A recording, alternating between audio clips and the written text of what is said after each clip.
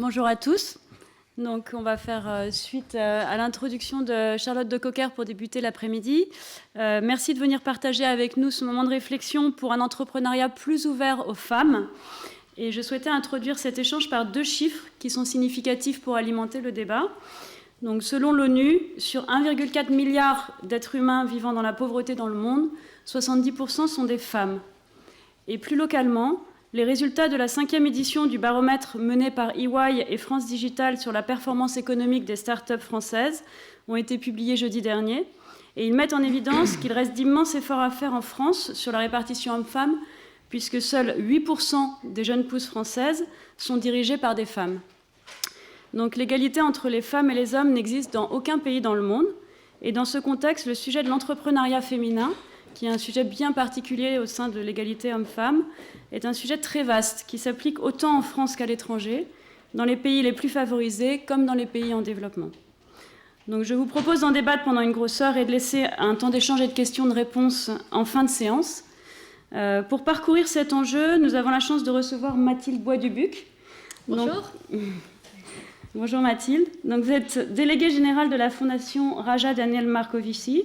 C'est un poste que vous occupez depuis plus de 2 ans, après avoir structuré puis dirigé pendant plus de 4 ans le fonds de dotation Seed Foundation pour soutenir les projets de solidarité en Afrique.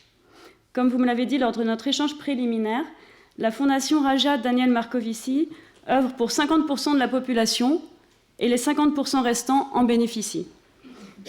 L'entrepreneuriat féminin est la source de la Fondation Raja et vous nous exposerez cela. Yann Borgstedt, bonjour Yann. Bonjour. Donc vous êtes président fondateur de Womanity, une fondation qui œuvre pour l'autonomisation des filles et des femmes à l'échelle internationale. Vous avez cofondé puis revendu Altran Technologies, la société Net Architect. Vous êtes un serial investisseur et vous avez décidé de faire quelque chose de votre vie, je dirais quelque chose de plus. On est heureux que vous ayez choisi de mettre votre vision et vos talents au profit de la cause des femmes. Merci. Xavier Delattre, bonjour Xavier. Bonjour. Donc vous êtes directeur général de la Fondation Entreprendre. Vous avez eu un parcours riche de plus de 15 ans dans l'industrie avant de vous investir pleinement dans le secteur caritatif. D'abord pour la Fondation des apprentis d'Auteuil, où vous avez été directeur ressources et relations bienfaiteurs, puis depuis bientôt 2 ans pour la Fondation Entreprendre. Donc je dois dire que j'affectionne particulièrement la Fondation Entreprendre puisque Culture Time, la société que j'ai cofondée il y a bientôt 3 ans, est lauréate du réseau Entreprendre et que nous bénéficions chaque jour de cette dynamique entrepreneuriale que vous impulsez. Le sujet spécifique de l'entrepreneuriat féminin est assez récent pour la Fondation et vous nous expliquerez pourquoi et comment. Et enfin, Chiara Condi. Bonjour Chiara. Vous êtes la fondatrice de Led by Her que vous avez créé il y a 18 mois. Led by Her est un incubateur pour les projets entrepreneuriaux de femmes ayant subi des violences. Vous avez étudié à Harvard, Sciences Po, à la LSI, et vous nous raconterez ce qui vous a poussé à vous investir pleinement dans cette cause de l'entrepreneuriat féminin, les spécificités de votre programme très innovant de mentoring et les freins essentiels que vous êtes amenés à lever. Donc pour commencer, Mathilde, la Fondation Raja Daniel Marcovici a pour objectif de soutenir partout dans le monde des projets en faveur des femmes. Pouvez-vous nous dire pourquoi l'entrepreneuriat féminin est un axe fort de la Fondation et comment elle agit dans ce sens ? Bonjour à tous. En tout cas, je suis ravie que Admical ait eu l'idée d'organiser cette table ronde sur cette belle question de l'entrepreneuriat au féminin. Alors, la Fondation Raja Daniel Marcovici, elle a été créée il y a 10 ans, en 2006, sur la base d'un constat, celui que les femmes représentent les principales victimes des inégalités et des violences dans le monde. Vous le disiez tout à l'heure, les discriminations et les violences à l'égard des femmes ne connaissent aucune frontière, qu'elle soit géographique, qu'elle soit sociale, et partout des femmes sont privées de leurs droits les plus fondamentaux. Et ce dont il faut bien avoir conscience, c'est que ces discriminations, ces inégalités en faveur des femmes, non seulement elles ont des conséquences désastreuses pour les femmes qui en sont victimes, mais elles ont aussi des conséquences pour leurs enfants, pour leurs familles et finalement pour la société tout entière. Et on ne pourra pas avoir de véritables progrès, de véritable paix si tout simplement les droits des femmes sont pas reconnus et sont pas respectés. Donc c'est sur la base de ce constat que la Fondation a été créée il y a 10 ans donc, par Daniel Capel Marcovici, qui est la PDG du groupe Raja. Alors le groupe Raja, c'est une entreprise spécialisée dans la fourniture d'équipements d'emballage aux professionnels. C'est une entreprise qui est présente dans une quinzaine de pays en Europe avec 1600 collaborateurs. Alors on peut se demander peut-être quel est le lien entre l'emballage, les cartons et les femmes. En fait, cette entreprise, elle a été créée dans les années 50 par une femme et reprise ensuite donc par sa fille, Danielle Capel-Marcovici, dans les années 80, qui, elle, est une femme qui a toujours été très investie en faveur des droits des femmes, en faveur de l'égalité femmes-hommes. Et du coup, quand elle a souhaité créer, il y a 10 ans, une fondation, elle a souhaité que cette fondation soit dédiée aux femmes. Donc on agit pour l'amélioration des conditions de vie des femmes, pour l'émancipation des femmes à travers 2 missions principales. La première mission, ça va être de soutenir des projets associatifs en faveur de l'autonomisation des femmes dans tout un tas de domaines qui vont vraiment tous contribuer à améliorer l'autonomisation de ces femmes. Alors ça peut être des projets en faveur de l'insertion, de la réinsertion de femmes qui sont très isolées ou très vulnérables. Ça va être des projets d'éducation aussi, des projets en faveur de la lutte contre les violences faites aux femmes, quelles qu'elles soient. Ça va être des projets aussi qui vont permettre aux femmes de faire valoir leurs droits. Et puis tout un volet d'activité qui est vraiment notre volet d'activité principale, des actions en faveur de la formation, de l'insertion professionnelle des femmes, permettre aux femmes très éloignées de l'emploi de retrouver un emploi, permettre à des femmes de développer des activités génératrices de revenus, de se lancer dans l'aventure de l'entrepreneuriat. Et à côté de ce soutien à des projets concrets de terrain, la Fondation a aussi développé une mission d'information, de communication pour informer, pour dénoncer, pour témoigner de cette situation des femmes dans le monde. Donc pour ça, on va développer des actions de communication, on va organiser des événements qui vont permettre de mettre en valeur des problématiques qui sont soit peu connues, soit peu prises en compte, que ce soit par les acteurs publics ou par les acteurs du développement, et puis mettre en valeur des initiatives exemplaires et permettre aussi le partage d'expériences autour de ces activités. Et la question de l'entrepreneuriat est effectivement pour nous une question vraiment centrale. Alors déjà, c'est en lien avec, bien sûr, l'histoire de la Fondation, l'histoire de Raja, cette entreprise qui a été créée par une femme, en plus dans les années 50, dans un domaine vraiment masculin. Et puis, c'est aussi lié au constat que permettre, encourager l'entrepreneuriat des femmes, ça va vraiment permettre de favoriser leur insertion, qu'elle soit économique, qu'elle soit sociale, grâce à la génération de revenus. Et alors, quels sont les freins que vous voyez au développement de cet entrepreneuriat féminin et que vous accompagnez à lever auprès de ces femmes ? Alors bon, des freins, il y en a beaucoup. On aurait besoin de beaucoup de temps, mais je vais peut-être rester dans les grandes lignes. Bon, déjà, c'est plusieurs freins souvent qui vont se cumulés et qui sont aussi des freins récurrents. Le premier frein, c'est plutôt un frein au niveau sociétal et au fait que les stéréotypes ont la vie dure en France comme dans d'autres pays et que on envisage plus facilement de voir un homme créer une entreprise qu'une femme. C'est vrai que traditionnellement, on a encore un peu cette vision que c'est l'homme qui doit générer des revenus pour faire vivre sa famille et on envisage moins facilement de voir comme ça une femme créer son entreprise. C'est le cas en France et c'est encore plus le cas, bien sûr, dans de nombreux pays, notamment pays en développement. Autre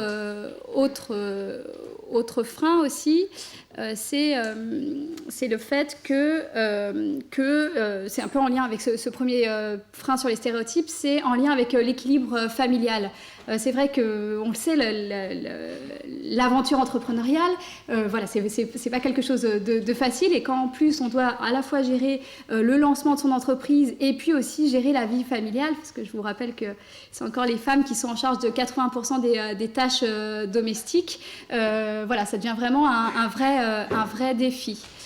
Autre enjeu qui est vraiment un enjeu vraiment primordial, c'est le manque de confiance en soi, le fait que les femmes n'osent pas créer leurs entreprises par par peur de l'échec, par peur de ne pas oser y aller, et puis aussi sans doute le fait qu'elles manquent de rôle modèle, c'est-à-dire de personnes à qui s'identifier, parce qu'en fait c'est davantage finalement les créateurs d'entreprises que les créatrices d'entreprises qui sont mis en avant, qui sont médiatisées, et du coup l'entrepreneuriat ça apparaît comme quelque chose pour les hommes.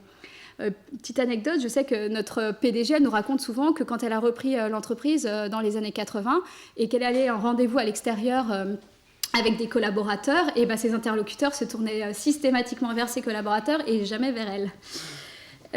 Et vous me parliez également donc, du frein financier. Voilà, donc ça c'est un autre frein important. Finalement, au niveau statistique, les femmes demandent moins souvent de prêts que les hommes, et pourtant elles se voient opposer un refus 2 fois plus souvent que les hommes.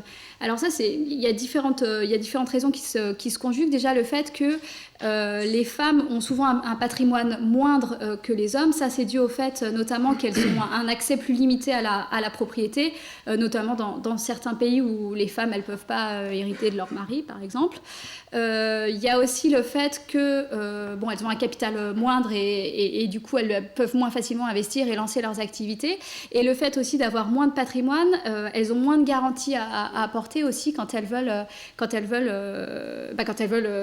pouvoir demander un emprunt. Donc ça c'est vraiment un gros frein, et c'est lié aussi au fait que il y a aussi un manque d'accès à l'éducation et à la formation professionnelle pour les filles. On sait que 61% des jeunes analphabètes dans le monde sont des jeunes filles, et ça aussi ça va peser à la fois au niveau de l'accès au financement, et aussi à la fois tout simplement des capacités pour les femmes de pouvoir lancer leur entreprise ou développer leurs activités génératrices de revenus. Donc on voit qu'il y a à la fois en fait une action à mener auprès des femmes pour les aider à développer ces projets, et en même temps c'était très intéressant ce que vous disiez aussi sur la communication, c'est-à-dire à la fois communiquer auprès de ces femmes sur le fait qu'elles peuvent le faire, et aussi auprès de l'entourage sur une acceptation sociétale en fait du développement de l'entrepreneuriat féminin. Donc Yann, en particulier sur ce périmètre international, la fondation, le Womanity a des actions extrêmement fortes en termes de communication. Est-ce que vous pouvez nous les présenter ? On a 4 programmes. En fait, je pense que, déjà, moi en tant qu'homme, je pense qu'une des grosses problématiques, c'est déjà changer le regard de l'homme sur la femme, en tout cas dans beaucoup de sociétés.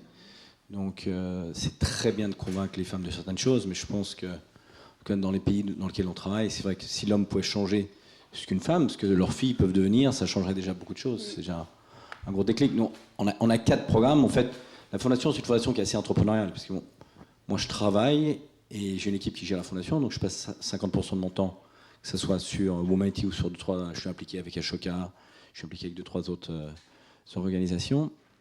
Donc, on a cette approche quand même assez entrepreneuriale où on démarre nos programmes, on est prêt à prendre certains risques que peut-être d'autres ne prennent pas. Moi, je dis toujours à mon équipe, si on ne s'est pas planté assez souvent, c'est qu'on n'a pas fait les bonnes choses, parce qu'à un moment, on ne sera jamais le plus gros, donc au moins qu'on prenne les risques que d'autres ne prennent pas. J'ai travaillé assez longtemps dans le capital risque pour savoir que voilà, on va faire un certain nombre de programmes. Il y en a qui marcheront, il y en a qui ne marcheront pas, mais c'est peut-être quand on prend plus de risques que l'effet des multiplicateurs marche le mieux. Donc les 4 programmes qu'on a, c'est tout ce qui est création de médias pour les femmes au Moyen-Orient. Donc on a lancé les premières radios pour femmes, et aujourd'hui on a créé des cartoons, on a créé des radio fiction qui en fait c'est ce qu'on appelle edutainment, education and entertainment. C'est comment générer un débat dans la société sur le rôle de la femme, et c'est un peu ce que vous dites, soit on crée des rôles modèles, soit on push the boundaries. Qu'est-ce qu'une femme peut être dans une société? Donc, et on travaille maintenant beaucoup, je disais des cartoons, on a fait des radio fiction avant, parce qu'en fait c'est travailler sur les jeunes de 15 à 35 ans. Et on travaille avec des gens, en fait on a été chercher des gens assez connus, typiquement pour le dernier cartoon, celui qui a fait la musique, c'est le gars qui a fait No Woman No Drive, la chanson sur la reprise de Bob Marley sur les femmes qui ne peuvent pas conduire en Arabie Saoudite. Donc il y avait eu 20 millions de views, et on l'a lancé avec NBC, qui est la grosse chaîne au Moyen-Orient. Donc ça c'est un des programmes. On a un programme en Afghanistan qui est transformé les écoles pour filles en écoles modèles. Donc maintenant on est dans 15 écoles. Et parallèlement à ça, on lance un programme de Coding for Girls, donc c'est former des filles à devenir programmeuses. Ça a 2 avantages, ça permet de créer des emplois, parce que c'est très bien, en Afghanistan c'est très bien de former de donner une meilleure éducation aux filles, mais si derrière il n'y a rien qui se passe, je pense que je crée plus de frustration qu'autre chose. Et ça, le deuxième avantage, c'est que aussi c'est casser ce stéréotype que est-ce qu'une fille peut être codeuse? Dans un pays comme l'Afghanistan, c'est très compliqué. Donc c'est un peu... Soit on crée des rôles modèles, soit on casse ces stéréotypes, en fait. Et donc ça, c'est le deuxième programme qu'on a. Le troisième, c'est un programme, comme je disais, je suis assez proche d'Ashoka. Donc on a lancé il y a 5 ans un programme qui aide des entrepreneurs sociaux au Brésil, en Inde, qui travaillent sur la condition de la femme à se développer, donc à scaler leur impact. Donc c'est le gros problème, le gros défi de la philanthropie. Je pourrais parler en 1 heure sur tous les problèmes de la philanthropie et toute la frustration que j'ai en tant qu'entrepreneur sur ce secteur qui marche très mal. Mais bon, c'est un autre débat. Mais ce que je veux dire, tout le monde parle de scaler, de répliquer l'impact et tout ça. On essaie de tester ces modèles-là. Donc j'adore Ashoka. Ils sont très bons pour mettre des entrepreneurs sur le map. Ils sont moins bons pour les aider à se développer. Donc nous, on le fait à notre petite échelle, mais sur des entrepreneurs qui travaillent que sur la condition de la femme. Pourquoi le Brésil et l'Inde? Parce que, c'est les grands pays, donc si on veut répliquer, c'est plus facile dans ces pays-là. Ashoka est là-bas depuis longtemps, puisque Ashoka a démarré en Inde, et le Brésil est le premier pays où ils étaient en Amérique du Sud. Et le 4e programme, c'est un programme où on donne un prix à 2 ONG qui travaillent sur la violence contre les femmes, une qui a quelque chose d'innovant, et l'autre qui veut le répliquer. Donc c'est pour une solution, typiquement le premier prix. La première année, on l'a donné à Promundo au Brésil, qui travaille sur la masculinité au Brésil, surtout dans les favelas. Dans les favelas, donner une claque à sa femme ou taper sa femme, c'est un signe de masculinité. Donc ça fait 15 ans qu'ils travaillent sur cette problématique de qu'est-ce qu'être un homme. Et là, ils ont appliqué avec Abad, qui travaille au Liban, donc dans les camps de réfugiés syriens. Donc ce programme va être répliqué dans... Donc voilà, on a une approche à différents niveaux. Soit on peut gérer, développer nos programmes, ou soit c'est cette approche un peu de capital risque, aller chercher les programmes qui marchent et les aider à se développer. Donc... Et vous nous parliez de la manière, donc, en tant qu'entrepreneur, où vous cherchez aussi à monitorer, mesurer l'impact des actions que vous faites. Alors c'est compliqué dans l'entrepreneuriat parce que l'entrepreneuriat, par définition, on y revient, c'est toujours une démarche volontaire et puis c'est une démarche long terme. Donc qu'est-ce que vous mettez comme outil pour pouvoir suivre l'impact, l'effet que portent ces programmes sur la population? Donc maintenant, c'est vrai qu'il y a un nouveau buzz qui est tout ce qui est monitoring and impact. Donc c'est très bien, je suis le premier, hein. Moi, je dis toujours en philanthropie, il y a trop de fondations qui font la même chose et pas assez qui collaborent. Je veux dire, dans le monde, on met 3 restaurants chinois l'un à côté d'autre, il y en a 1 ou 2 qui vont survivre. Dans les fondations, il y en a 3 qui font la même chose et qui peuvent être là 10 ans après. Donc, monitorer, c'est très bien et je pense que ça mène une certaine discipline. Donc, nous, et après, le problème, c'est que tout vouloir monitorer, on ne prend plus de risques non plus. Donc, il y a un juste milieu entre les deux. Donc, je suis pour et on le fait. Je vous donne un exemple. On fait de l'éducation pour les filles en Afghanistan, c'est plus facile de voir l'impact. Je rentre dans une école, je sais il y a combien de filles qui graduent avec quelle moyenne. 1 an après, je peux monitorer ce qui s'est passé. 2 ans après, 3 ans après, puis après voir ce qui se passe avec les filles. Quand je travaille sur un programme sur, par exemple, ce qu'on fait avec les radios, sur changer des mindsets, sur une perception, je sais pas, on va faire des groupes de... Je suis désolé, je mélange un peu le français et l'anglais, mais des listening groups. Par exemple, sur un sujet, disons le divorce. On l'a fait avec Radio Nissa en Palestine, où on a un épisode sur le divorce. Qu'est-ce que les gens pensent avant et après? Des groupes d'hommes et de femmes. Donc on peut voir des perceptions peut-être qui changent. Maintenant, c'est les travail sur des années. Je veux dire, si je veux changer le regard de l'homme sur la femme dans certains de ces pays-là, même chez nous, je veux dire, il n'y a pas besoin d'aller...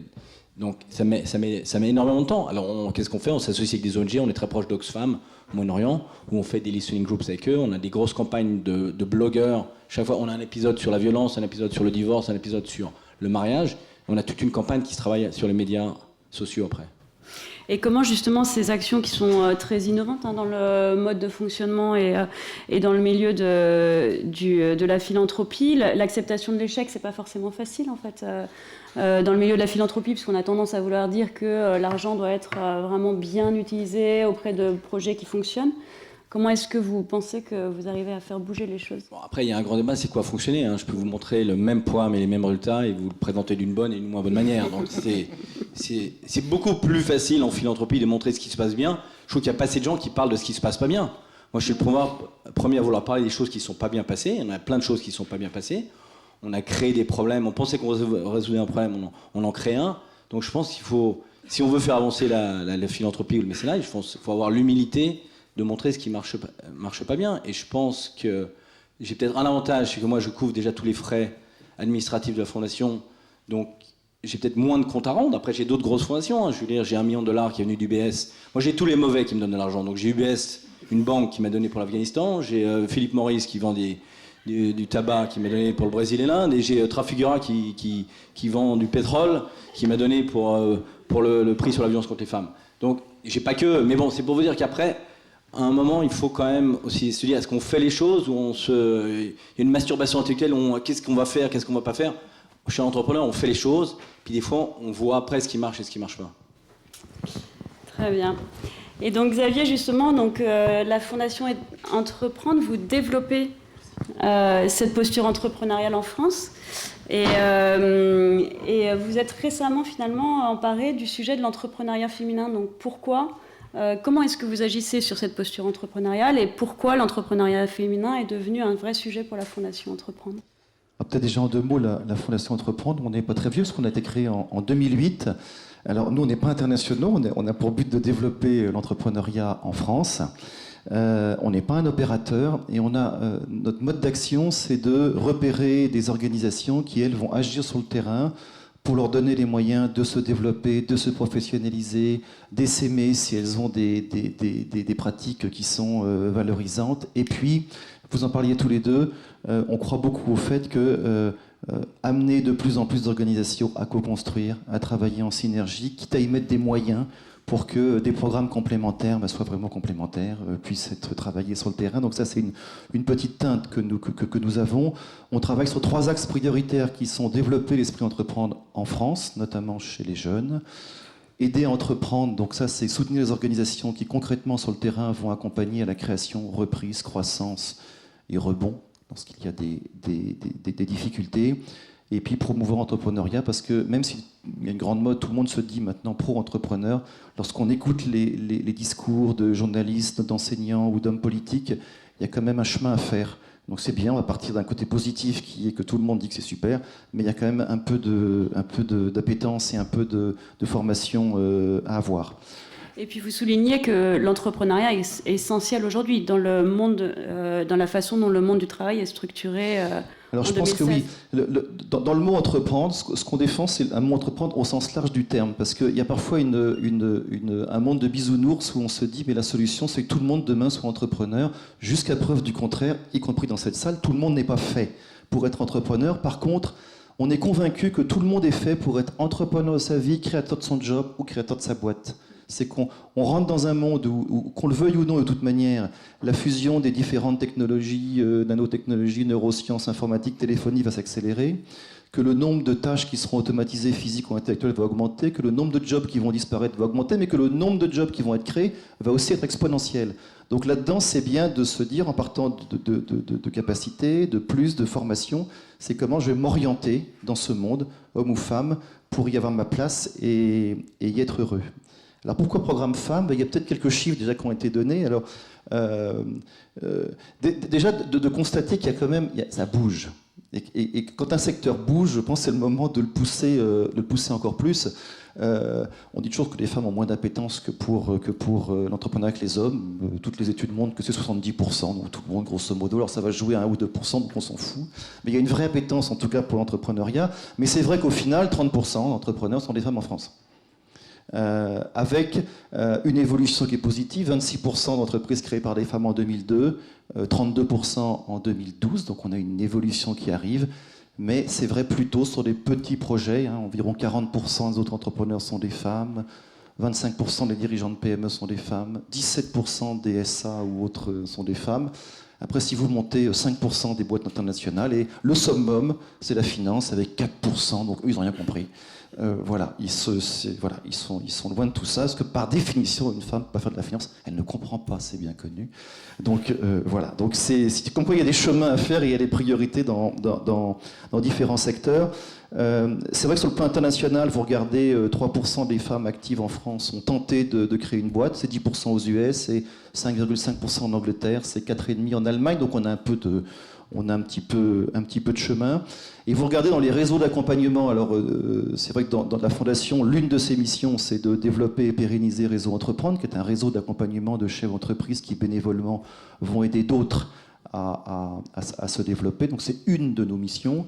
Si on compare, j'ai l'ADI en face de moi, l'ADI c'est plutôt de l'accompagnement à la création d'emplois et création de petites structures, 41% de femmes sur votre site, Réseau Entreprendre 18%. Même s'il y a une tendance, je discutais avec le patron de Réseau Entreprendre Paris, ils sont à 25% cette année, donc il y a un chemin, mais donc les femmes créent plutôt des structures plus petites. Alors du coup, il y a des freins, vous les avez dit. Alors, dans les freins, il faut mettre plein de bémols parce que c'est très compliqué de dire les femmes sont comme ça. Alors c'est vrai qu'en moyenne, les stats disent qu'elles ont plutôt moins confiance en elles. Ok. Maintenant, quand vous regardez, parce qu'il y a aussi le phénomène des CS-play, quand vous regardez les jeunes femmes qui sortent de l'ESSEC, d'HEC ou autre, je ne suis pas certain qu'elles aient moins confiance en elles que les hommes. Je demande à voir. Moi, je pense qu'il y a une vraie... Ou d'Harvard. Je ne suis pas certain. Donc là, il y a une vraie évolution dont il faut faire attention. Mais c'est vrai que globalement, cette tendance-là existe. Alors, bon, pourquoi je vous dirais, on s'en fout, c'est qu'est-ce qu'on fait avec ça, d'où ça vient, qu'est-ce qu'on en fait, comment est-ce qu'on peut passer le cap. C'est vrai qu'il y a des freins qui sont sociétaux, de l'entourage ou personnels. C'est vrai qu'a priori, il y a une moindre appétence au risque. Bon, c'est comme ça, c'est pas dramatique non plus. Il y a aussi des hommes qui ont des problèmes d'appétence au risque. C'est vrai, vous en parliez, tout ce côté de gestion de la logistique de la PME familiale, parce que quand vous commencez à avoir pas mal d'enfants, c'est une vraie petite PME. Donc, et ce qui est intéressant, c'est quand vous regardez, il y a une étude qui vient de sortir dernièrement dans La Croix, où ils prenaient des couples où le rééquilibrage des tâches domestiques ou parentales était plutôt bonne. Et en prenant ces couples, finalement, la vraie problématique, c'est ce que les sociologues appellent la charge mentale. C'est-à-dire que les hommes ont fait plein de choses, mais n'empêche que globalement, et à mon avis, ça doit être là au-dessus de 80%, c'est que, alors, de savoir qu'il va falloir inscrire les enfants à l'école, qu'il va falloir faire le sac, machin truc, mettre le truc, machin truc, que dans 6 jours, il va falloir... Et bien ça, globalement, alors soit peut-être qu'on est archi mauvais, ou on manque d'intérêt, ou on ne veut pas s'y mettre, mais en tout cas, il y a une grosse part. Et ce qui génère le plus de stress, c'est ça. Je vous dirais passer aspirateur, parce que ça fatigue, ça emmerde, suivant l'appétence que vous avez, mais cette charge mentale qui pèse sur les femmes peut être aussi un frein dans la croissance des entreprises qu'elles peuvent avoir. Voilà. L'enquête disait aussi, peut-être côté femmes, qui se retrouvent dans les lauréats de Réseau Entreprendre. Alors, Réseau Entreprendre, c'est les femmes ou les hommes qui sont accompagnés, qui ont déjà un projet, c'est à 5 ans, c'est création de 5 à 10 emplois dans un délai de 3 à 5 ans. Donc on est déjà dans un entrepreneuriat qui veut créer des entreprises de taille. Et ce qu'il constatait, alors je fais le point avec la charge parentale, c'est globalement une difficulté plus forte des femmes à déléguer lors de la création d'entreprise, et donc qui freine plutôt la création, les hommes déléguant plus facilement, plus rapidement, parfois mal, mais n'empêche, c'est une petite tendance qu'on voyait au sein du réseau. On peut parler des phénomènes d'autocensure. C'était la responsable des caisses d'épargne pour l'entrepreneuriat féminin qui constatait effectivement plutôt moins de demandes de prêts, plutôt moins fortes. Alors est-ce que c'est les phénomènes qu'on a vus avant qui créent ça ? Il y a aussi le secteur d'activité, les femmes créant plus dans le social, l'aide à la personne qui demande moins d'investissement, donc du coup elles demandent moins. En discutant avec plusieurs banques, il y avait aussi le fait que les femmes ont plutôt des business models qui sont plutôt peut-être trop travaillés, peut-être trop précis, et que du coup, là où il faut 100 000, elles vont demander 90 000 alors que l'homme va demander 150. Le problème de ce truc-là, c'est que c'est peut-être moins risqué pour l'avenir, mais que quand vous êtes trop juste, en général, les modèles économiques, j'en connais rarement qui marchent tout seuls du premier coup. Vous avez des hauts et des bas, et le bas, vous avez du mal à le gérer si vous n'avez pas eu les réserves qu'il fallait. Donc ça peut être aussi un élément de complexité. Bon, il y a plein d'autres freins, mais je ne vais pas tous les passer en revue. Mais je pense qu'il y a aussi des solutions et des remèdes. On peut en parler si vous... Voilà, justement. Alors, parlez-nous des solutions que vous envisagez au sein de la Fondation Entreprendre pour justement développer, faciliter cet entrepreneuriat. Voilà, donc pour toutes ces raisons, moi je pense c'est le moment d'agir plus que jamais, parce qu'on sent qu'il y a un soubresaut, que ça démarre, et que les freins, on peut les faire sauter.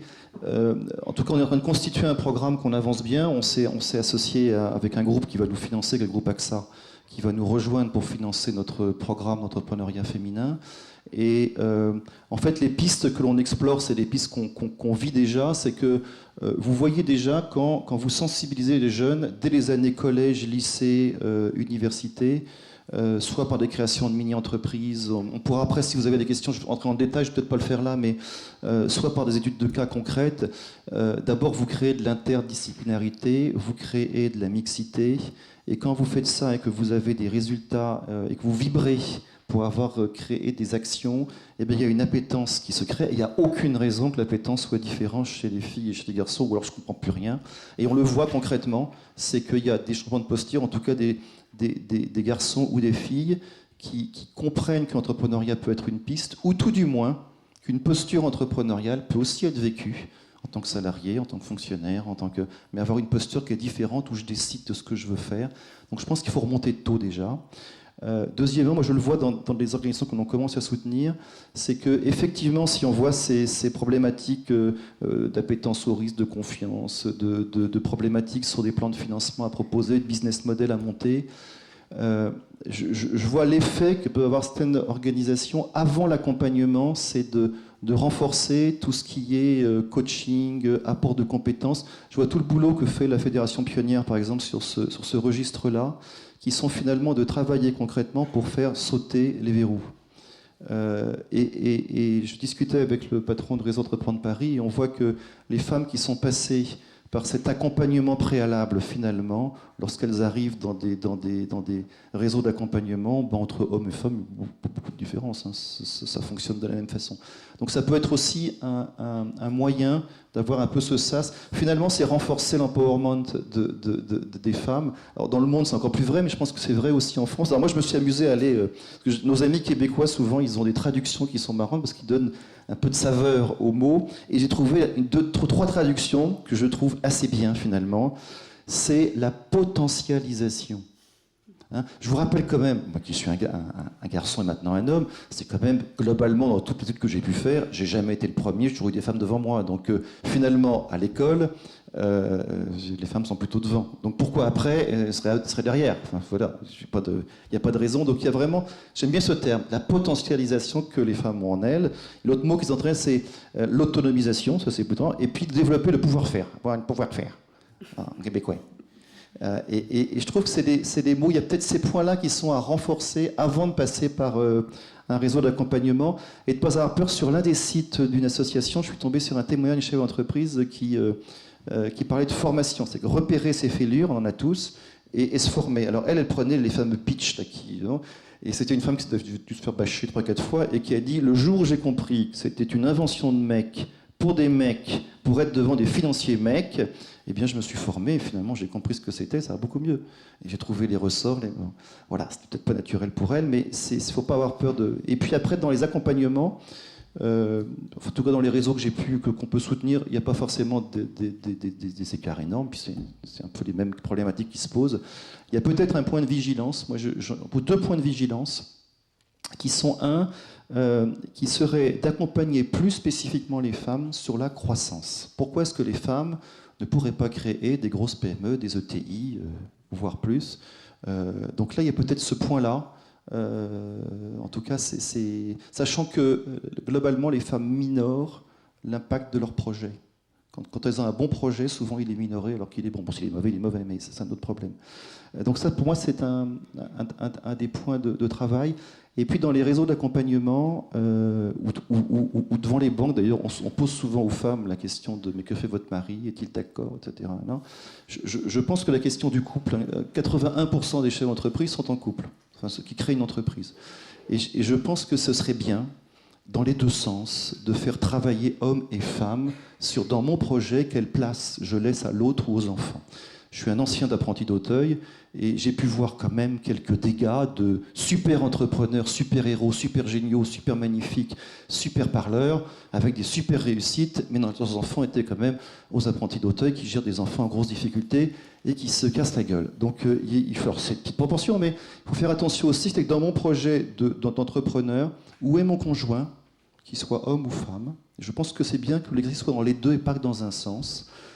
Et où sont mes enfants et qu'est-ce que je prends comme moyen pour y arriver? Bon, si j'ai pas envie d'y arriver, c'est un autre débat. Mais... Bon, je vais me taire parce que je parle trop. Alors Chiara, justement, vous travaillez spécifiquement sur ces programmes de potentialisation dont parlait Xavier justement maintenant. C'est l'empowerment en anglais. Voilà. Alors décrivez-nous très concrètement justement en quoi ça consiste et quels sont les résultats auxquels vous accédez maintenant. Oui, bien sûr. Donc il y a 3-4 ans, j'ai fait les constats en fait parce que Moi, j'avais travaillé pour la Banque européenne de reconstruction et développement à Londres sur l'impact des projets d'investissement sur les femmes, en fait. Quand je suis venue ici en France, je voulais être bénévole pour des associations pour les femmes. Je suis allée voir des associations qui étaient sur le sujet des violences, parce que en fait, c'est probablement le sujet le plus global qui touche les femmes. C'est 10% des femmes en France, c'est un tiers des femmes au niveau mondial, c'est dans les Nations Unies. Et j'ai dit, moi, je dois me sentir utile, je veux faire quelque chose, en fait, pour changer la réalité sur le terrain. Est-ce que je peux donner un peu de mon temps ou quoi que ce soit? Elles m'ont regardé un peu bizarrement. Elles m'ont dit, vous n'êtes pas assistante sociale, vous n'êtes pas psy, on ne sait pas trop quoi faire avec vous. Et c'est vrai, en fait, il n'y avait pas de place pour moi, parce qu'aujourd'hui, il y a toujours un rapport du Centre Hubertine Auclair, que je pense que les personnes ici dans la salle doivent avoir lu, qui est sorti au mois de juin 2016, qui dit que toujours qu'il n'y a aucun programme, sauf nous, de réinsertion, pour les femmes victimes de violences aujourd'hui en France. En 2016, c'est un peu un problème parce que ce n'est pas assuré en fait que ce qui se passe dans la vie personnelle de ces femmes peut avoir un impact sur leur vie professionnelle. Et bien sûr, c'est la réalité, parce que si on a passé des années dans des procédures et qu'on a eu tous ces problèmes, on a perdu la garde des enfants, etc., bien sûr qu'on aura beaucoup de choses qu'on n'a pas réalisées, et ça sera vraiment difficile d'aller vers l'avant. Donc, c'est ce dont je me suis rendu compte, parce que j'étais là dans la salle avec les femmes, et tout ce qu'elles avaient envie de faire, en fait, c'était j'ai un projet, elles ne savaient pas où commencer. Parce que malheureusement, il n'y avait pas les ressources, et il n'y a toujours pas les ressources au sein de ces établissements pour répondre à ces questions. Qu'est-ce que je fais après, quand je sors d'ici ? Et donc, je me suis dit, mais tiens, c'est impossible, il faut que je fasse quelque chose. Donc, j'ai dit, si je prends toutes les personnes très intelligentes que mes réseaux m'ont données autour de moi et je les oblige à donner 3 heures de leur temps sur un an, ça va changer la vie de ces femmes. Et c'est ce que j'ai fait, en fait. Au début, j'ai compté vraiment sur la ressource la plus inutilisée quand on n'a pas d'argent pour monter une initiative, c'est la ressource humaine, la richesse humaine autour de nous, et déjà avec ça on peut faire beaucoup. Et nous on est la preuve. Donc je suis allée, j'écris en fait à des écoles de commerce sans connaître personne. Je venais d'arriver en France et j'ai dit, est-ce que vous, voilà, j'ai des femmes que je connais autour de moi qui n'ont pas eu la même chance que moi. Voilà, donc elles peuvent pas rentrer par vos portes. Est-ce qu'on pourrait faire un programme pour elles, pour les aider à devenir entrepreneurs? L'État fait rien, il n'y a pas de ressources. Est-ce qu'on pourrait faire quelque chose ensemble? Les profs sont allés voir leur directeur et les directeurs ont dit oui.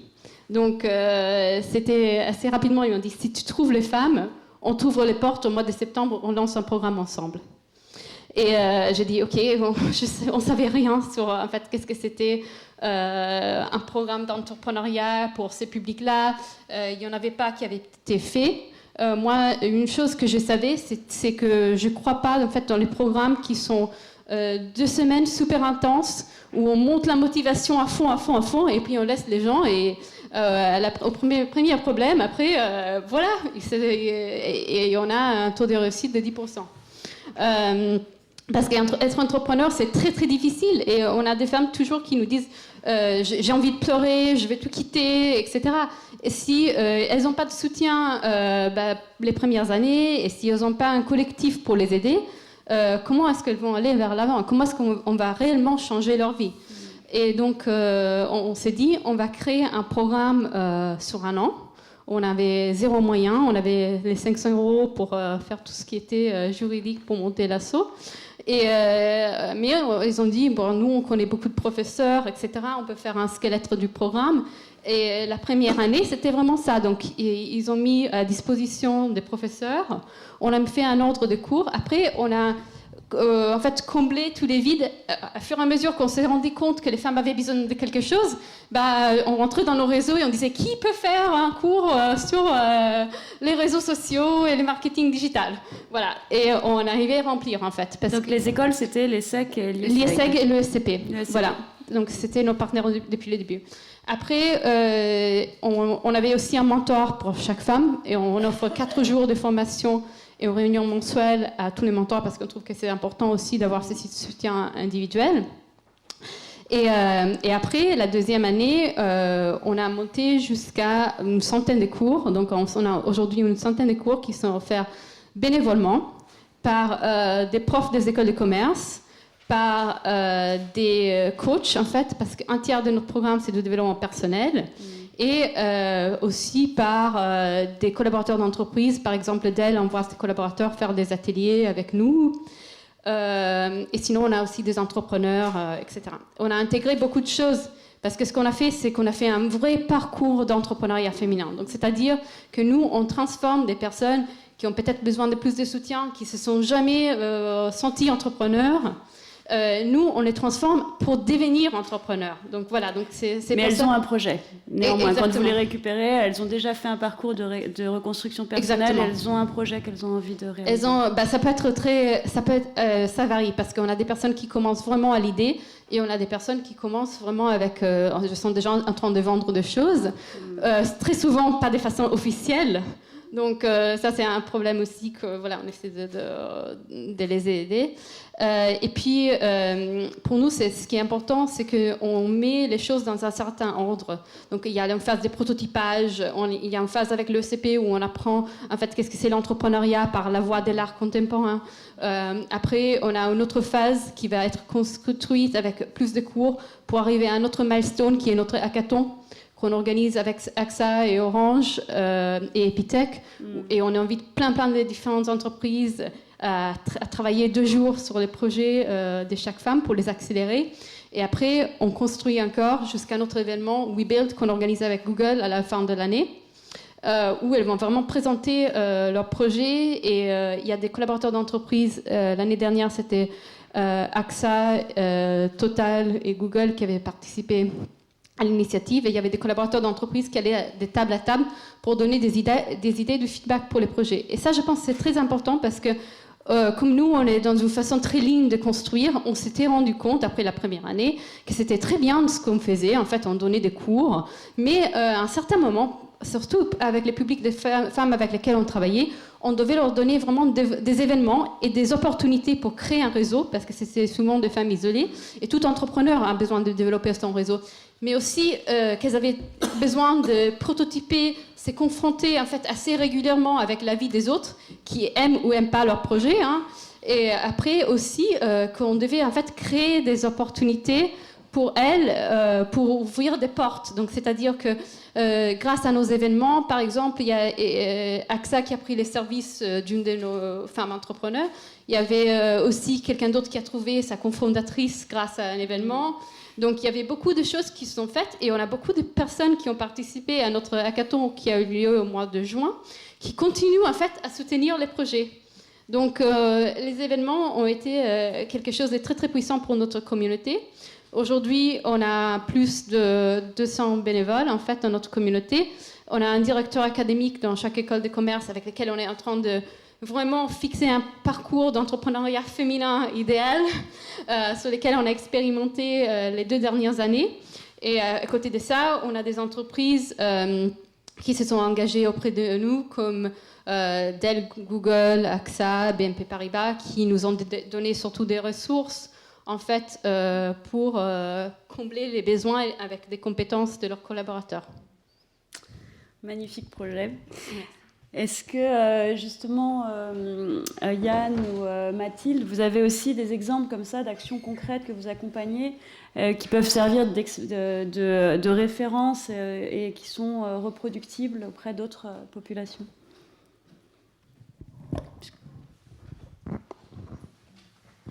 Moi, j'ai déjà pas la même expérience positive au niveau du pro bono, parce que le pro bono, et on bosse avec beaucoup de grosses entreprises, hein, que ce soit Accenture, que ce soit Bain et des gens comme ça.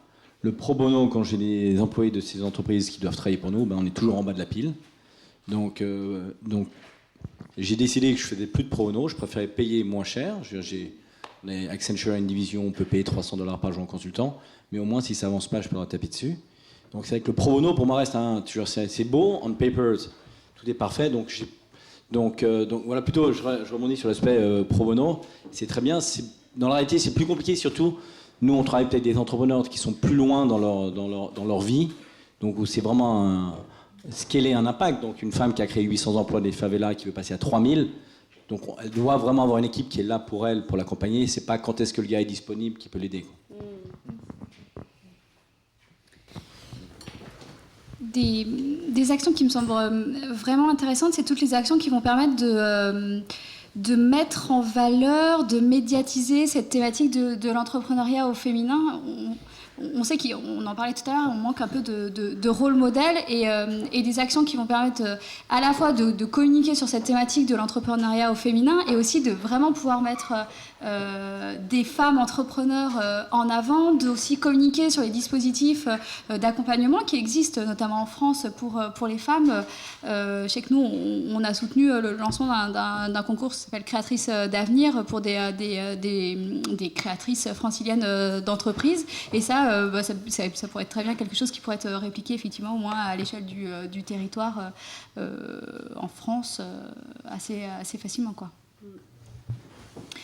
Oui.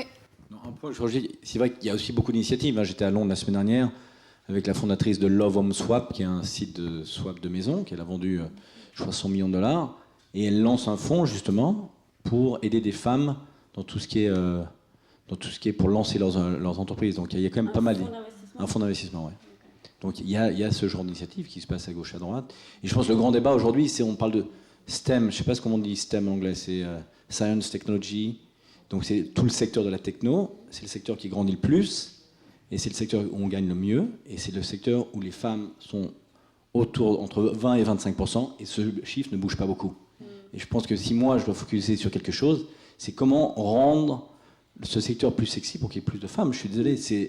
Autrement, les femmes vont rester, à ce niveau-là. Et on va créer un autre problème pour la future génération. Mais là, on repart sur l'importance d'agir au niveau de l'éducation, en fait. De revenir à l'amont. Ouais, mais c'est pas que l'éducation, c'est aussi comment rendre quelque chose de plus intéressant, plus sexy, quelque part. Je veux dire. Oui, puis je crois qu'il y a un double tabou. On sait que les femmes, elles entreprennent dans un certain nombre de secteurs d'activité qui peuvent être considérés comme traditionnellement féminins. Et c'est vrai que pousser les femmes à briser un peu ce double tabou, 1, de l'entrepreneuriat, et 2, d'aller créer une entreprise effectivement dans un domaine qui est considéré comme plutôt traditionnellement masculin, voilà, là, il y a un double pas effectivement à franchir, quoi. Oui, mais est-ce que c'est un tabou ou est-ce que finalement c'est aussi de travailler au niveau de la formation, de développer des exemples, des références, des programmes de formation pour que les femmes se forment à ces métiers-là?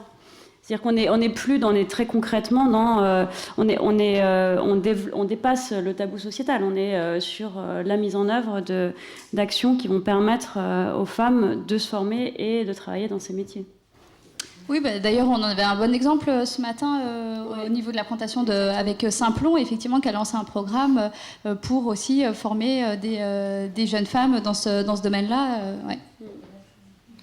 Mais la formation, c'est une des choses. Je ne suis pas du tout un expert dans ce secteur et dans les statistiques, mais je parlais il y a un système qui s'appelle EDGE, c'est un système de certification des entreprises qui sont gender-friendly, donc qui crée un environnement où les femmes peuvent se développer. Et c'est vrai, quand je parlais avec le gars la semaine dernière, il y a beaucoup j'ignore qu'il y a 45% de femmes qui se forment là-dessus, mais après, il y a une chute drastique, parce qu'aussi dans les entreprises, l'environnement n'est pas créé pour avoir des femmes qui sont programmeuses, pour avoir des femmes qui sont ingénieurs. Donc, mais ça change. Bosch, lui m'expliquait que Bosch maintenant pousse pour avoir de plus en plus de femmes ingénieures, et leur nouvelle perceuse, qui s'est rendue à 15 millions d'exemplaires, est faite par les femmes ingénieures, parce que c'est le contraire d'une perceuse pour hommes. Elle est légère, elle est maniable, et ils ont même fait une version avec Swarovski apparemment.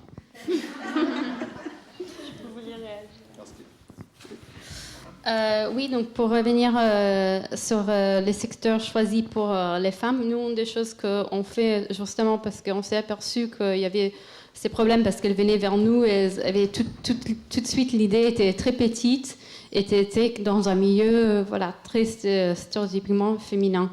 Et donc on s'est dit comment est-ce qu'on peut changer ça. Donc une des choses qu'on a fait, c'est qu'on a créé des learning trips en fait, où on va aller dans des incubateurs à Paris, que ce soit Paris Pionnière, qui est très féminin, que ce soit d'autres incubateurs qui ont beaucoup moins de femmes, et on va les amener à la rencontre d'entrepreneurs innovants.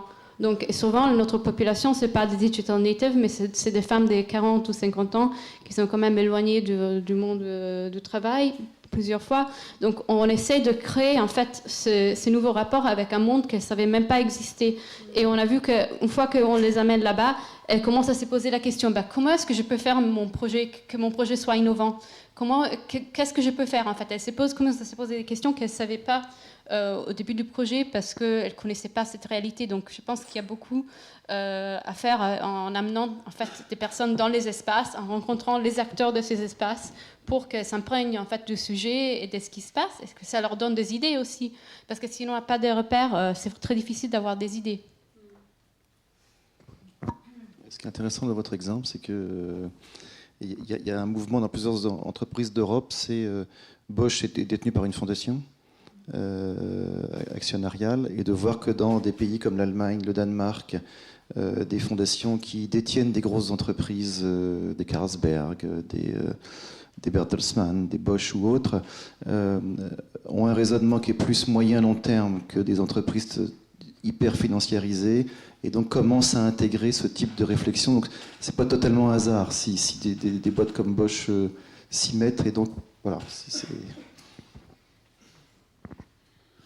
Et vous parliez également de l'importance de la diversité. En fait, on revient sur l'importance de la diversité dans l'entreprise et le fait que certaines entreprises ont compris que la diversité, c'est la richesse et que la diversité homme-femme fait partie de cette richesse, justement. En fait, oui, vous avez pas mal d'études qui tournent actuellement. Alors après, vous pouvez les interpréter comme vous voulez, mais il y en a une, je ne sais plus qui l'a sortie, je retrouverai qui dit en fait que là où les femmes dirigeantes représentent plus de 30% de l'entreprise, la rentabilité de l'entreprise est 6% supérieure aux autres. Alors, soit vous faites la conclusion de dire que les femmes sont de meilleurs managers, c'est possible, j'en sais rien. En tout cas, il n'y a rien qui le prouve qu'elle soit ni meilleure, ni moins bonne, ni qu'un.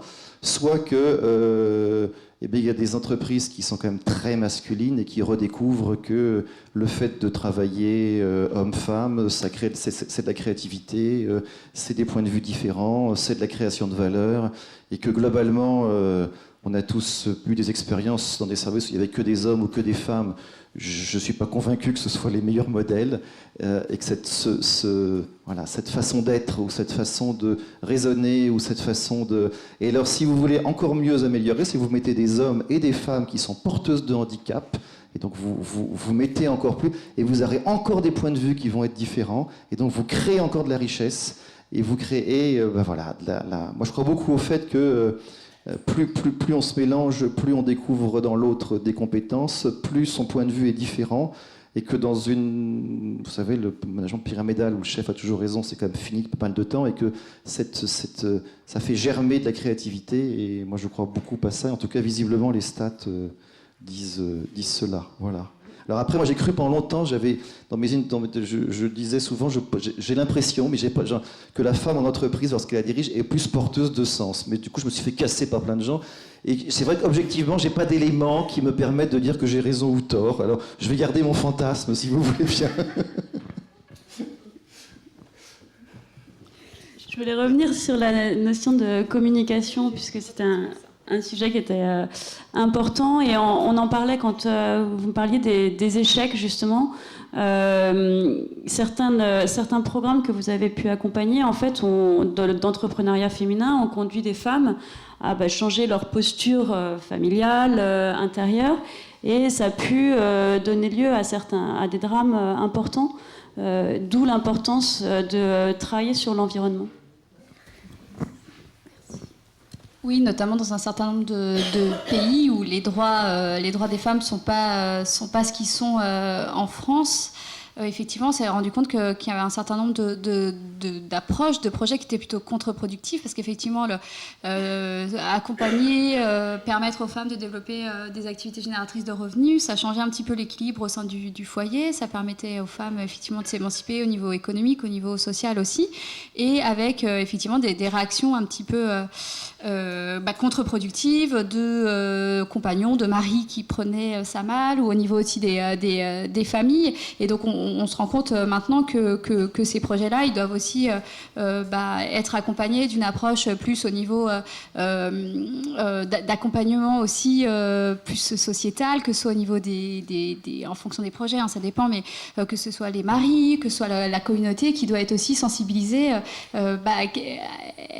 accompagner comme ça les femmes, leur permettre de développer leurs revenus, expliquer pourquoi, c'est bénéfique pour les femmes, et deux, pourquoi ce sera bénéfique aussi plus largement pour la famille, pour la communauté tout entière, pour une meilleure acceptation en fait de ces projets, de ces approches, et que ça puisse vraiment être bénéfique pour les femmes et puis plus largement pour tous.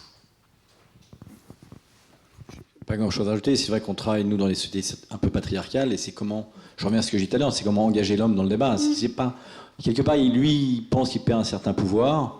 Comment est-ce qu'il peut voir qu'il gagne autre chose? Donc le débat est là.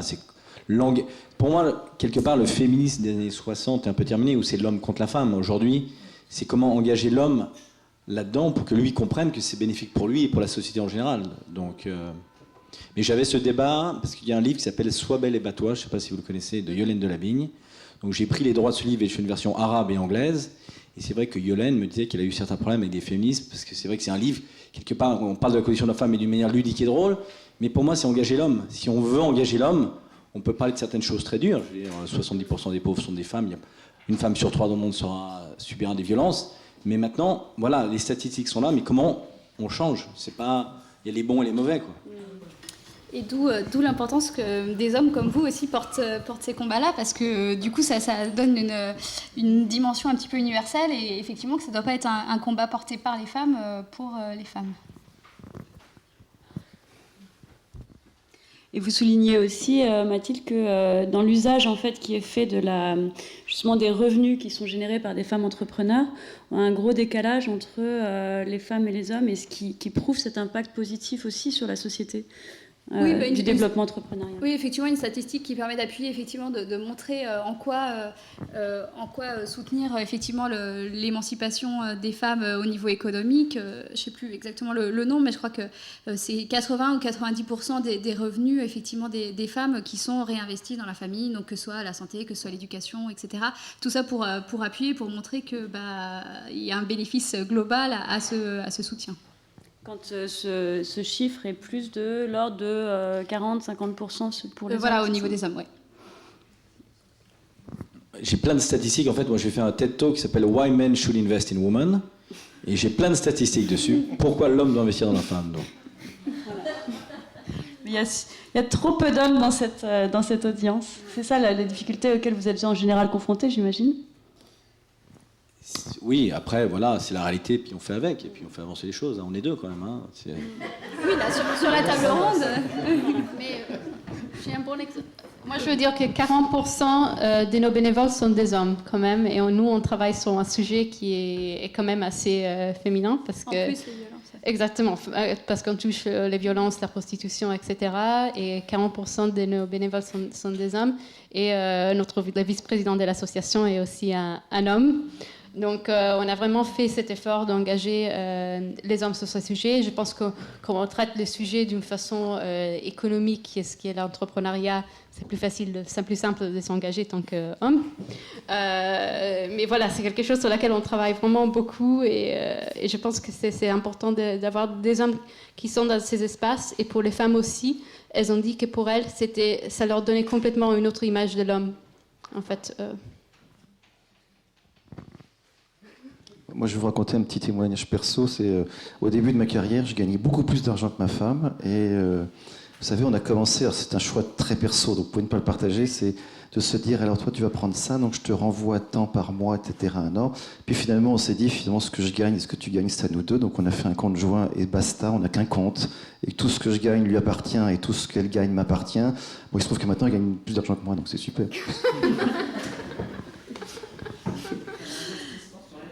Voilà.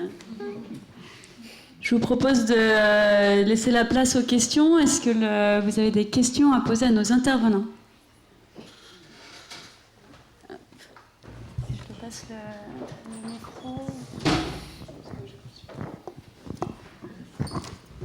Bonjour, Pascal Paulard. J'ai fondé une association qui s'appelle Air de Jeu, une association culturelle pour l'enfance et la jeunesse. C'est pas une question, c'est juste une remarque qu'effectivement, il y a un sacré travail à faire bien en amont. Nous, on travaille avec les enfants, les adolescents. Alors, comme vous disiez, les métiers, il faut les rendre sexy, mais encore faut-il les rendre communiquer. Dire qu'ils existent aussi, et autant aux garçons qu'aux filles. Par rapport à la différence garçon-fille, il faut travailler aussi avec les garçons et pas qu'avec les filles. Une fois, j'ai monté une action qui s'appelle Cliché. C'était sur le regard sur la fille. Je voulais travailler sur ça, sur que le garçon regarde la fille différemment. Et en fait, ma jeune collaboratrice m'a dit mais les garçons aussi des cités, il faut qu'on travaille sur leur image parce qu'eux-mêmes, on les met dans une position qu'ils sont obligés de prendre et par déterminisme social, culturel, etc. Et ça m'a fait beaucoup réfléchir en fait. Effectivement, oui, travailler en direction des femmes, mais aussi travailler en direction des garçons. Et c'est exactement ce que vous avez dit. Il faut que les garçons soient avec nous, les hommes soient avec nous aussi, beaucoup. Donc ça s'éduque très très en amont. Voilà. C'était juste une petite remarque. Oui, Catherine Monnier de l'ADI. Je voudrais juste faire moi aussi, c'est plus un apport qui est plutôt une vision un petit peu positive des choses. L'ADI, cette année, ce sera 20 000 microcrédits, dont 40% pour des femmes. On fait le compte, ça fait 8 000 femmes qui seront accompagnées dans leur projet de création d'entreprise. Je parle bien de France, y compris au département d'Outre-mer, mais la France. Ces femmes sont accompagnées essentiellement par des coachs ou des formateurs qui sont très majoritairement des hommes. Donc on se retrouve dans une situation qui est plutôt encourageante. Des femmes qui choisissent ou parfois ne choisissent pas la création d'entreprise, mais ils sont contraintes parce qu'une femme seule avec charge de famille et pas les moyens de faire garder ses enfants, elle n'a pas d'autre choix que de créer son activité. Donc il peut y avoir parfois un choix négatif qui finalement apporte une solution extrêmement positive et dans laquelle ces femmes vont se réaliser sur 2 plans, puisque ça traite à la fois un problème économique, mais aussi un problème de gestion de sa famille.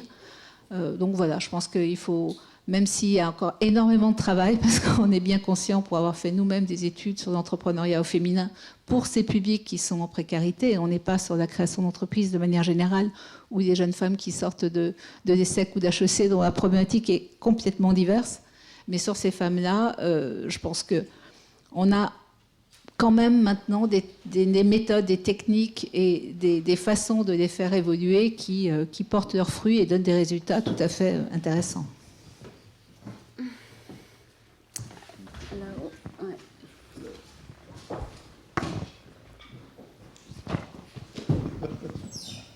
Au-dessus. Au-dessus, Karine.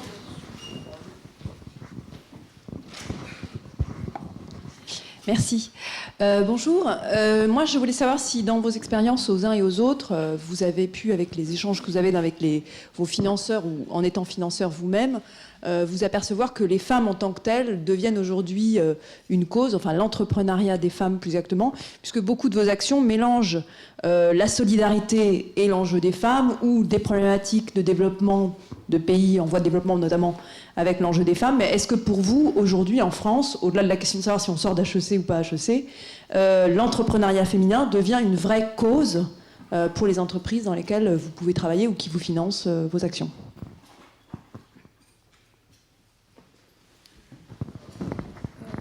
Nous, au niveau de la fondation, oui, l'entrepreneuriat, c'est une vraie cause. Oui, c'est vraiment 60% des projets qu'on soutient sont sur cette thématique. Donc nous, en tout cas, oui.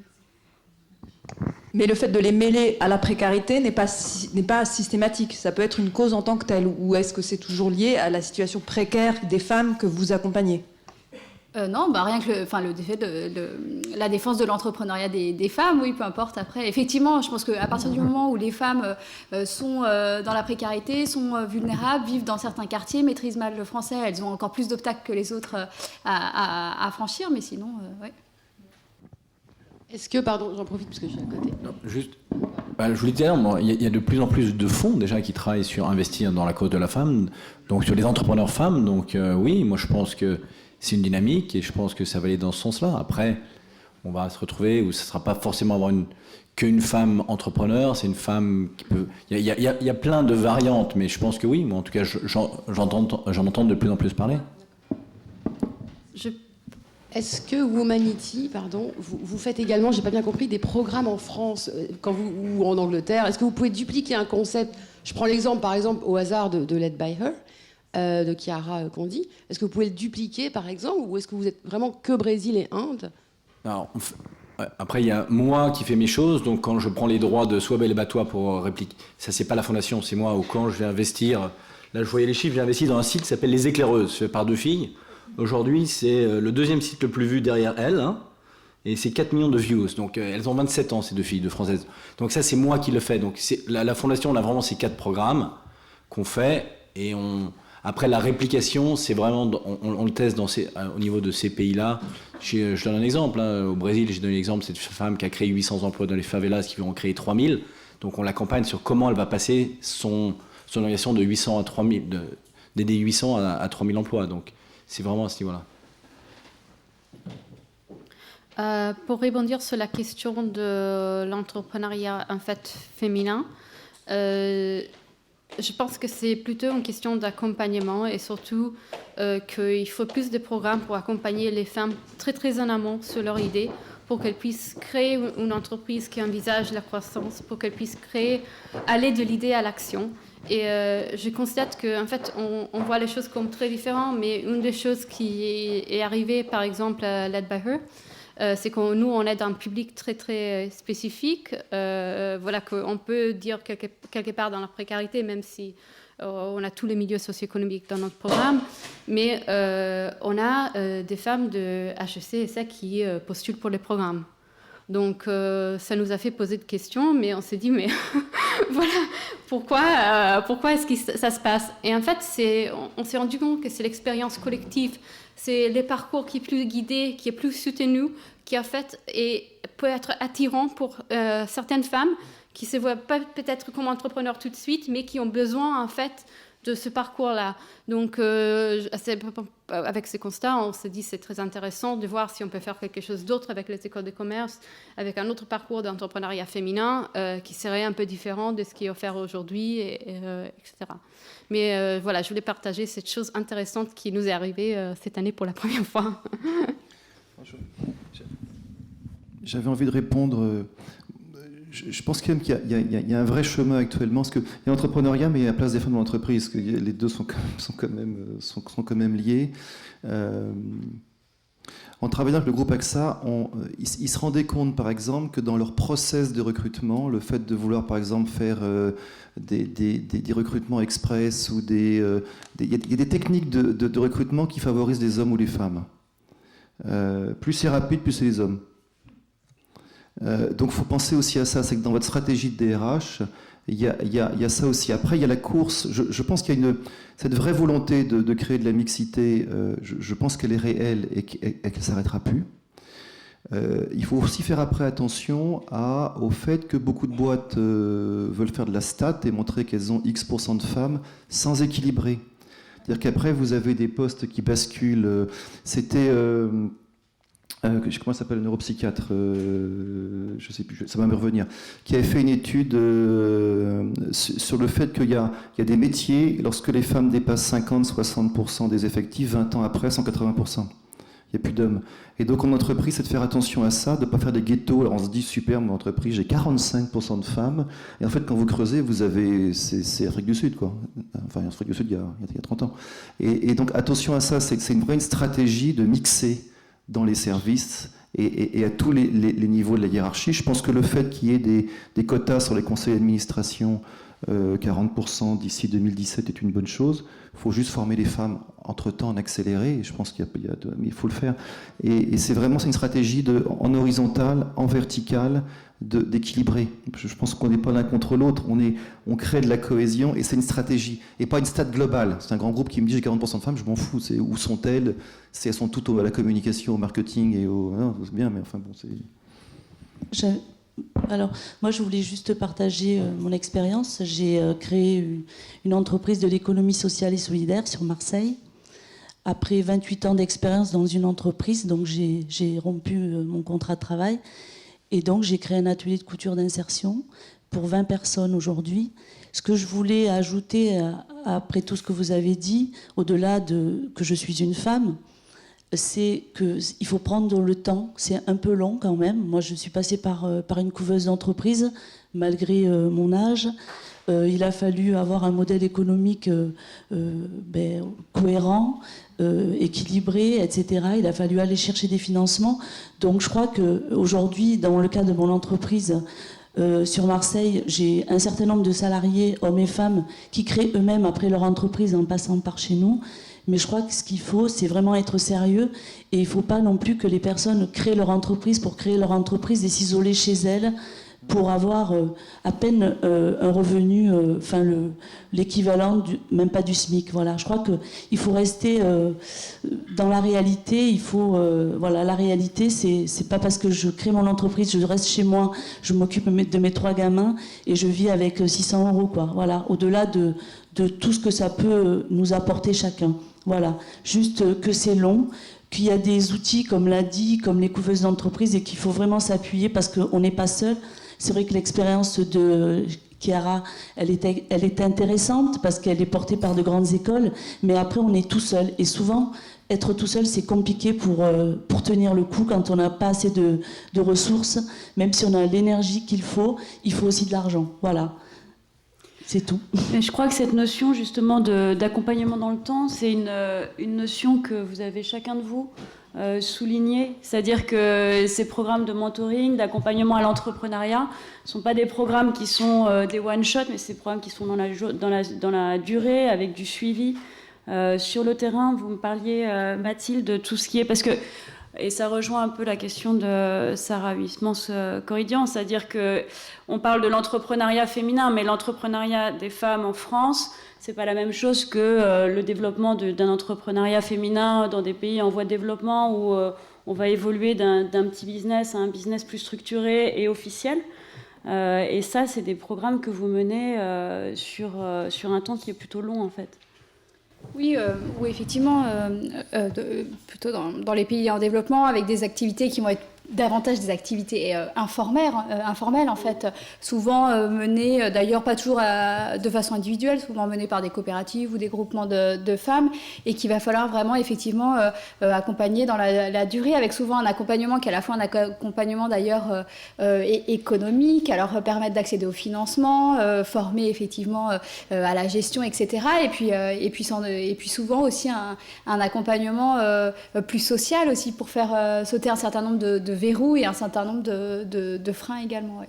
Et donc au final, on peut dire sur combien de temps vous accompagnez, enfin les structures que vous soutenez, puisque vous êtes une fondation financeur, accompagnent finalement une personne à l'entrepreneuriat? C'est difficile de vous donner un chiffre comme ça, parce que ça dépend vraiment des contextes, d'où en sont les femmes quand elles commencent à être accompagnées, jusqu'où on les emmène effectivement. Est-ce que c'est, Xavier soulignait ça, la croissance de l'entreprise, est-ce qu'on les accompagne seulement au niveau du lancement, ou est-ce qu'on continue à les accompagner ensuite pour faire croître et développer leur entreprise? Ouais.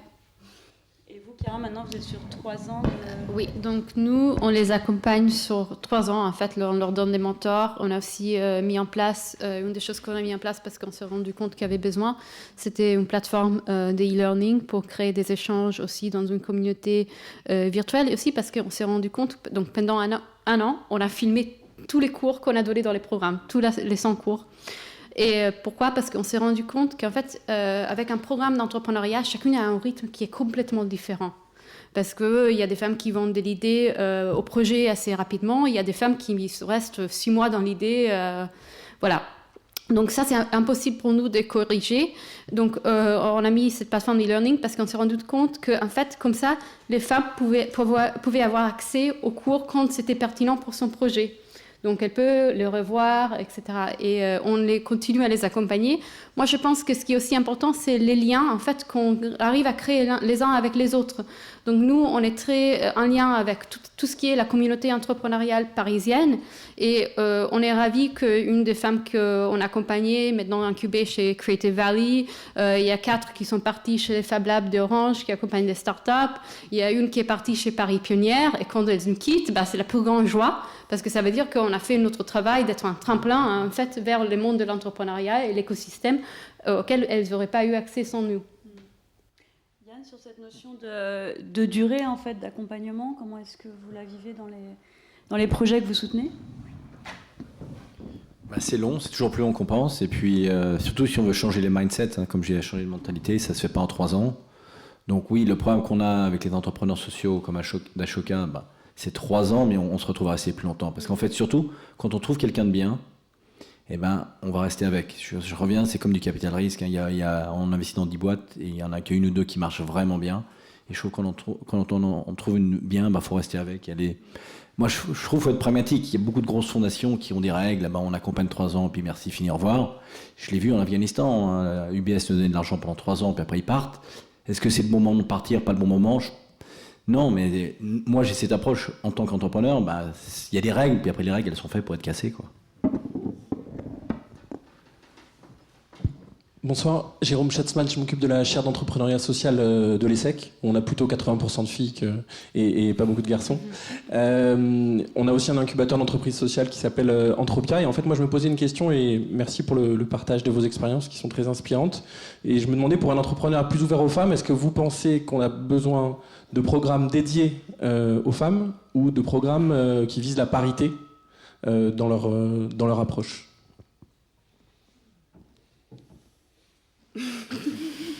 Une question inspirante.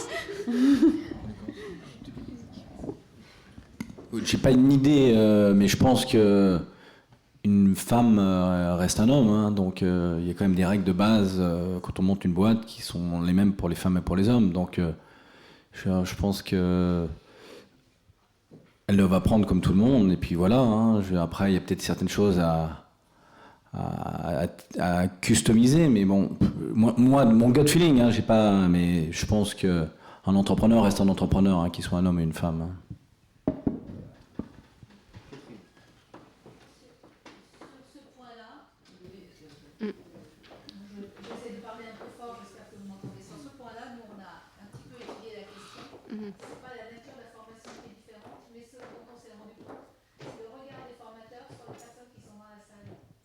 Et il y a un gros travail en fait à faire, comme je le disais, nous on a une majorité de coachs, de formateurs qui sont des hommes. Ils ont exactement les mêmes perceptions de ce qu'est l'entrepreneuriat des femmes que la société de manière générale. Et en fait, on s'est aperçu que c'était probablement un accompagnement des accompagnateurs qui était nécessaire pour leur faire changer leur vision, mais c'est pas ensuite les besoins de création d'une entreprise, que ce soit une femme ou un homme, c'est la même chose. Ouais, moi, j'ai une conviction à peu près personnelle sur ces sujets-là. C'est pas du tout la vérité ou quoi que ce soit, c'est juste mon opinion.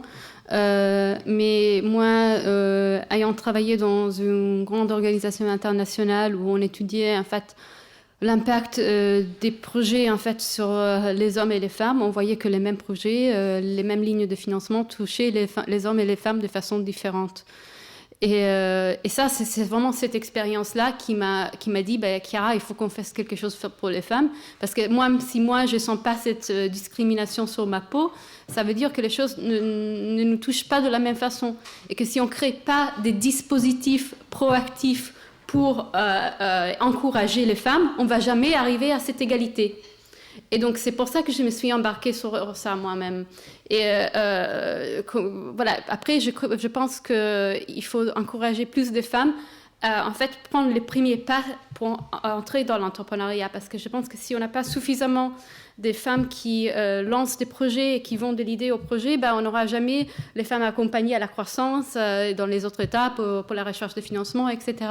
Et je pense que voilà, donc il y a un vrai gros problème à résoudre là, et c'est pour ça que je me suis embarquée spécifiquement sur une initiative pour les femmes. Oui, je partage pas mal l'avis de Chiara. C'est un petit peu comme la question des quotas. Est-ce qu'il faut pas des quotas ? Peut-être qu'il faut devoir passer par là pour ensuite arriver à des programmes ou à des choses qui seraient plus mixtes, mais en première étape, passer effectivement par ça. Ouais. Je peux dire une chose. Voilà, si on regarde par exemple un incubateur comme Paris Pionnière, c'est 100% femmes. Si on regarde la plupart des incubateurs sur Paris, c'est 10% femmes. Donc il faut se poser des questions. Désolée. Ouais, je pense que c'est vrai que quand on rentre en phase d'accompagnement à entrepreneur, c'est un entrepreneur, homme ou femme. Ce qui est vrai, c'est on parlait tout à l'heure de faire sauter des verrous. ou d'avoir des leviers plus forts. Et là, ça peut avoir un intérêt. Moi, je vois sur un témoignage du patron de Réseau Entreprendre Paris, qui dit lui-même que quand c'est des femmes, quand elles sont passées avant par l'incubateur de pionnières et qu'elles ont fait sauter un certain nombre de verrous, quand elles arrivent sur un accompagnement qui est mixte, ben voilà, mais il y a quand même une phase. Donc après, chacun est différent. Il y a des femmes pour qui ils s'en foutent, et puis il n'y a pas de problème, il faut foncer. Et puis d'autres pour lesquelles c'est peut-être bien de passer par là. Je ne pense pas qu'il y ait de règles. Oui, donc la solution telle que vous la brossez, en fait, c'est quand même d'avoir les deux dispositifs. C'est-à-dire qu'il faut des dispositifs qui soient complètement mixtes parce que on réagit tous de la même manière. Et moi, au sein du réseau Entreprendre, c'est un dispositif mixte et on est tous entraînés, coachés au développement de nos entreprises. Et il n'y a pas aucune différence qui se fait entre les hommes et les femmes du réseau. En revanche, il peut y avoir certains freins pour certaines femmes qu'il faut lever de manière à ce qu'ensuite elles puissent accéder à des dispositifs génériques, quoi.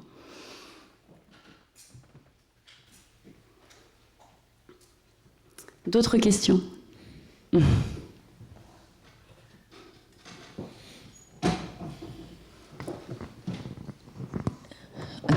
Moi, j'ai une question mais qui sort un peu de l'entrepreneuriat, c'est pour Chiara.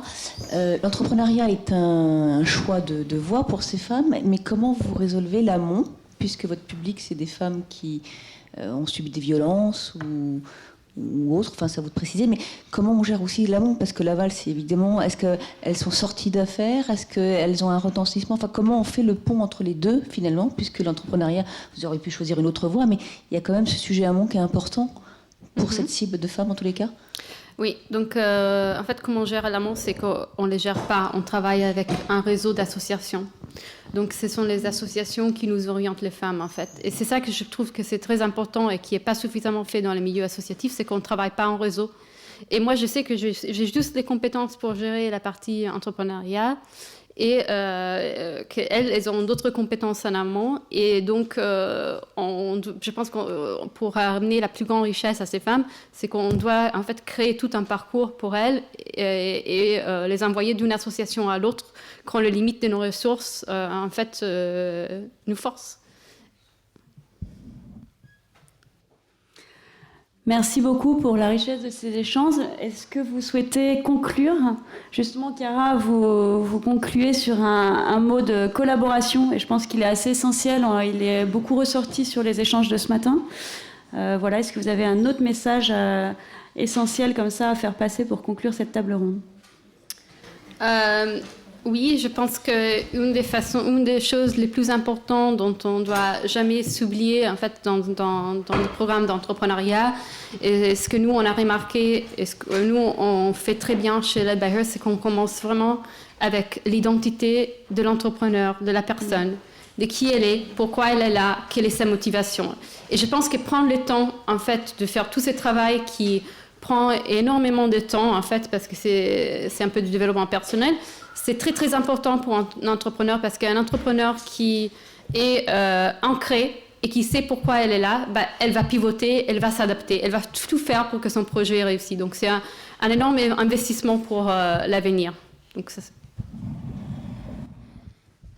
on va peut-être juste un constat, c'est que finalement, dans nos discussions, on montre, alors avec l'exemple des femmes, mais je pense qu'on peut le généraliser, c'est que philanthropie et entrepreneuriat, c'est pas antinomique, parce qu'il y a souvent des peurs autour de la peur de la perte d'intérêt général si on mélange un peu trop les deux, mais je pense qu'il y a des vraies passerelles et qu'on peut aller beaucoup plus loin.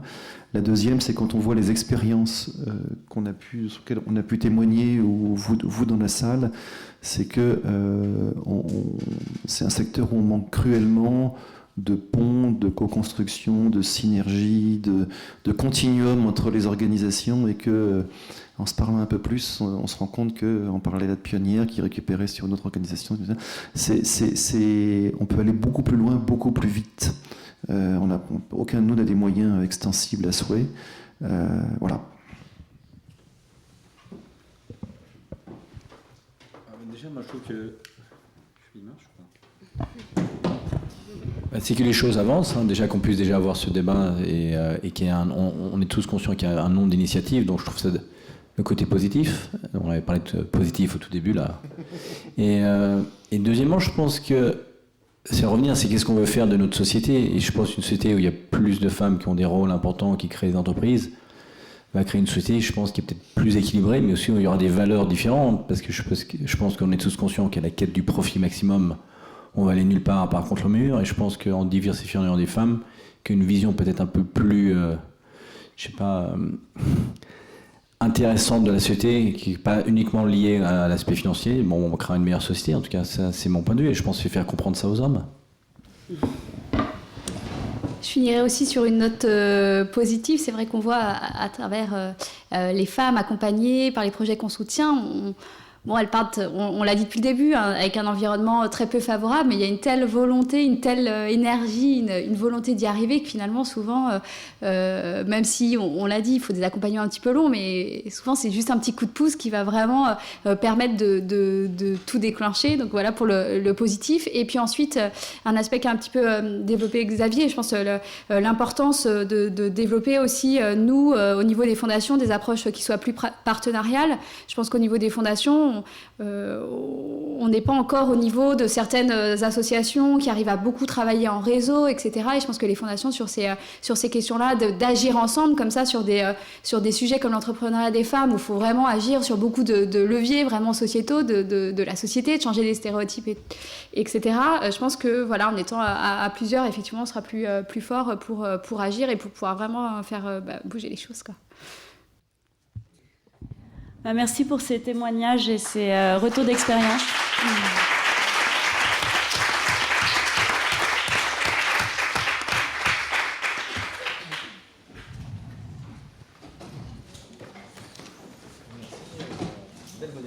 Ouais.